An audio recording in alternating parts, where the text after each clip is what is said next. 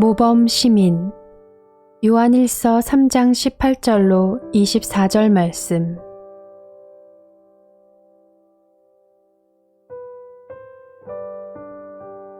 자녀되니 여러분, 우리는 말이나 혀로 사랑하지 말고 행동과 진실함으로 사랑합시다.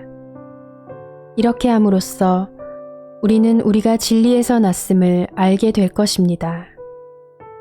또 우리는 하나님 앞에서 확신을 가지게 될 것입니다. 우리가 마음의 가책을 받는다 하더라도 우리는 그러한 확신을 가지게 될 것입니다. 하나님은 우리 마음보다 크신 분이시고 또 모든 것을 알고 계시기 때문입니다. 사랑하는 여러분, 우리가 마음의 가책을 받지 않으면 우리는 하나님 앞에서 담대함을 가지고 있는 것이요. 우리가 구하는 것은 무엇이든지 하나님에게서 받을 것입니다. 우리가 하나님의 계명을 지키고 하나님께서 기뻐하시는 일을 하기 때문입니다.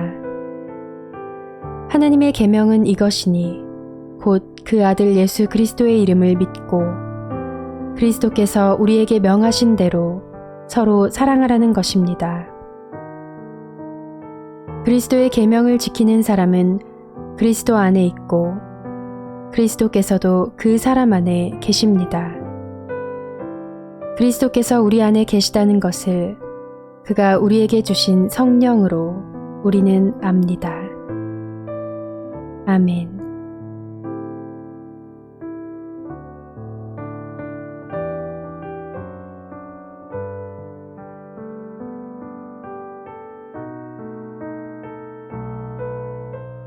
우리는 하나님의 법을 따라 살아가야 합니다.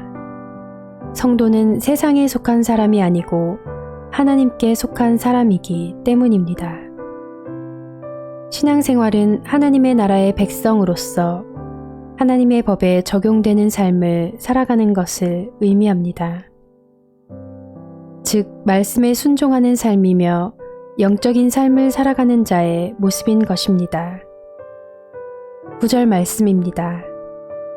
만일 너희 속에 하나님의 영이 거하시면 너희가 육신에 있지 아니하고 영에 있나니 누구든지 그리스도의 영이 없으면 그리스도의 사람이 아니라. 아멘.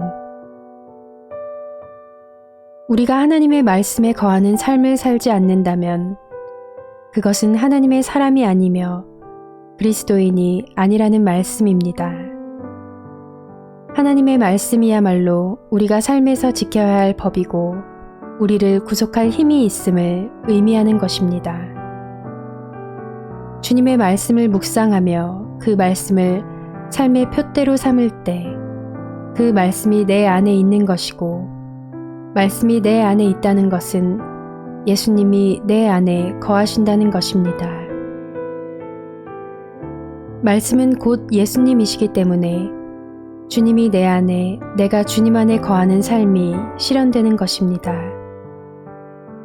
또한 이것이 하나님과 함께하는 삶이며 하나님께 순종하는 삶이고 성령 충만한 삶이 되는 것입니다.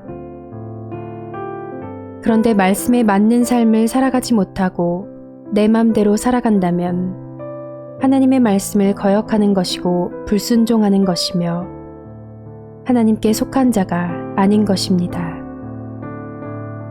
우리가 세상 나가 육신을 위한 삶을 산다면 그것은 하나님의 법을 무시한 자이고 하나님을 떠난 자가 됩니다.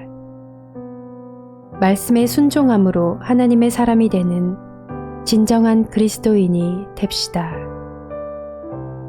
아멘.